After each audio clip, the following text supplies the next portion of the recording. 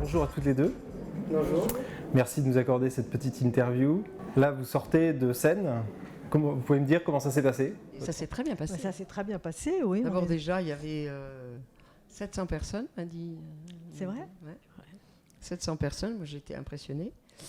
Et puis une écoute merveilleuse. Ouais. Alors écoutez, on n'y pense pas quand on est en train de le faire, mais après quand on y repense, la lumière, le lieu, les gens, le texte, la musique, c'était assez magique. Ce duo, lectrice, pianiste, c'est original. C'était quoi l'idée de départ? Qu'est-ce qui vous a donné envie de former ce duo? C'était quoi? C'est quoi la genèse du projet? Moi, je suis arrivée dans le projet parce que Jacqueline et Aude sont venus me le proposer. Mais c'est assez classique de faire des lectures avec de la musique. Et en choisissant justement une musique qui éclaire la lecture, qui ne soit pas simplement de l'accompagnement, mais qui est vraiment comme un dialogue, un vrai dialogue. Oui. En fait, les textes, moi, m'ont donné envie de faire les pièces que j'ai choisies. Donc c'est quelque chose que j'adore faire parce que justement, après c'est un dialogue. Je veux dire, on se passe la main. En deux mots, je sais que c'est compliqué, mais qu'est-ce qui vous passionne tant dans l'œuvre de George Sand? Alors d'abord, ce qui me passionne dans George Sand, c'est George Sand. C'est elle, c'est la femme. C'est l'exemple d'une femme libre. Et dans la pratique, plus qu'encore que dans la théorie. Je veux dire, bien sûr qu'elle a théorisé les choses un peu au fur et à mesure de son écriture et de sa vie, mais c'est surtout l'instinct de liberté, d'indépendance, de choisir sa vie. C'est très à la mode aujourd'hui, mais je trouve qu'elle est très au-dessus de la mêlée. Elle a ouvert toutes les portes que les femmes aujourd'hui sont heureuses de voir ouvertes. Bon, certaines se battent encore et on se bat encore parce que c'est jamais fini.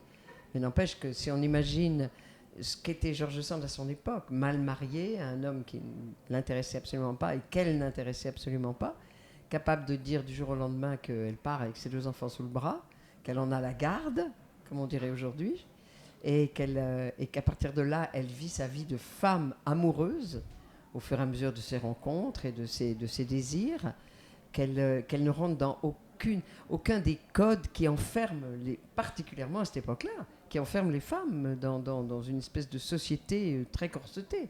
Elle, rien de tout ça. Mais en même temps, elle le fait. Elle ne s'arrête pas à le dire, elle le fait. Alors son œuvre écrite, elle sait très très bien écrire, ça c'est sûr. On le voit bien dans son journal. Où ça pourrait être juste jeter comme ça des mots et c'est une très très belle écriture. C'est un vrai plaisir de lire ce texte. Et ses romans, je veux dire, elle a écrit, je ne sais même pas comment elle a pu écrire autant de choses en vivant, en élevant de ses enfants, en gagnant sa vie, en tenant ses maisons, en recevant les plus grands artistes de l'époque et tout. S'occupant de Chopin. S'occupant de Chopin, à la fois comme une mère, comme une amante. Je veux dire, on se demande même, je veux dire, il y a un côté superwoman. Oui. Et pour revenir à la forme, là, du coup, en quoi la lecture d'un journal est un exercice particulier? Vous avez fait du théâtre, du cinéma. En quoi c'est particulier de lire? La lecture, c'est quoi? Comment vous pourriez définir cet exercice? Non, mais il y a 2 choses, une question, 2 parties. C'est-à-dire à la fois les lectures, la discipline de la lecture par rapport au théâtre, au cinéma et tout ça. Donc c'est vrai que la lecture, c'est une lecture. On est dans le texte et on essaye de le faire passer le mieux possible. Mais il n'y a pas une préparation comme au théâtre, il n'y a pas de mise en espace et de mise en scène. Et puis, le journal intime par rapport à d'autres choses. Non, c'est le repli, le journal intime, c'est le repli. C'est-à-dire qu'une fois que la vie sociale existe, et Dieu sait que pour elle existait, parce que quand même, elle passait du temps avec beaucoup de monde. Et là, tout d'un coup, on a l'impression c'est presque physique. On imagine que le soir, tout le monde est couché, elle rentre dans sa chambre. Et là, elle écrit ce qu'il y a de plus intime au fond de mais elle a souffert beaucoup au début. Elle souffre, ses souffrances, ses plaisirs, cette histoire avec la petite fauvette. Je veux dire, c'est à la fois des grandes choses et des petites choses qu'on ne met pas dans une œuvre qui va être éditée. Et justement, le journal intime, on est au festival du journal intime. Pour vous, le journal intime, qu'est-ce que ça C'est quoi la définition? Qu'est-ce que ça évoque pour vous? Qu'est-ce que ça représente? Pourquoi ça vous intéresse? Parce qu'en fait, là, on parle vraiment avec son cœur. Enfin, on dit des choses qu'on ne dit pas justement pour plaire. C'est vraiment la personne qui parle avec sa nature profonde, qui justement se livre complètement. Et c'est ça qui est touchant. Et là, on la voit souffrir, justement. Enfin, on n'a pas l'habitude. Dans l'histoire de ma vie, on n'a pas forcément les mêmes choses. Je trouve qu'elle se livre et justement, on voit par quel sentiment elle est passée. Enfin, c'était assez... Moi, quand j'ai appris qu'il y avait un festival du journal intime, j'ai été fascinée. J'ai trouvé que c'était une des idées les plus brillantes qui soient dans le genre festival. Je ne comprends même pas qu'on n'y ait pas pensé Oui, avant. C'est vrai. Je pense que il va perdurer, ce festival, parce que d'abord, c'est le nombre de gens qui ont écrit des journaux intimes, mais depuis toujours. Donc, on peut faire toutes les époques, tous les styles, drôles, tragiques, mélancoliques, sentimentales, enfin tout. Et encore une fois, je pense que le public, enfin les gens qui écoutent une lecture d'un journal intime, ça les renvoie sûrement à quelque chose d'intime aussi. Oui. Ils n'écoutent pas seulement un texte parmi d'autres, ils se rendent compte aussi qu'eux-mêmes auraient pu peut-être être dans cette situation de parler de leurs sentiments les plus profonds. Et c'est pas la même écoute, j'imagine. Et vous avez écrit un journal intime? Vous écrivez un journal intime? Non. Moi non. Non. Je regrettais plusieurs fois dans ma vie, je me suis dit j'aurais dû le faire. Et puis je ne l'ai jamais fait. Parce que pour écrire, il faut accepter une sorte d'inactivité, le temps d'écrire au moins. Enfin, c'est une activité d'écrire, mais par rapport à l'activité générale, c'est vrai qu'il faut trouver le temps. S'asseoir. Puis il faut le faire tous les jours, en fait. Et puis voilà, si on ne le fait pas tous les jours, ça n'a aucun intérêt. Oui, ça demande une discipline, quoi. Oui. Alors je suppose que ça répond sûrement à un très grand besoin. Pour ceux qui le font, c'est un peu comme la psychanalyse. Je veux dire, on ne fait pas une psychanalyse uniquement pour aller voir ce que c'est. C'est parce qu'il y a un besoin intense. Et j'imagine que ceux qui écrivent un journal intime, à un moment donné, c'est comme une sorte de thérapie.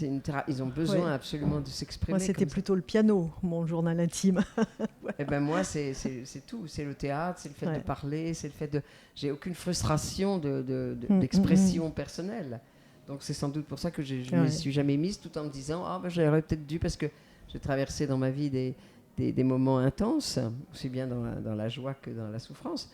Mais en même temps, c'est une autre façon que j'ai de traverser ces mouvements, c'est-à-dire de me dire qu'au fond, ces choses qui m'arrivent me font ce que je suis, et après ce que je suis le donne à travers mon métier et à travers mes relations. Que je n'ai pas besoin de m'arrêter en face de moi-même pour me dire tout ça. Mais j'ai des excuses. Mais je suis très très contente quand je tombe sur les journaux intimes des autres. Parce que c'est des cadeaux. C'est des cadeaux. Ouais. Pour terminer, est-ce que vous pouvez dire 2 mots de vos actualités respectives?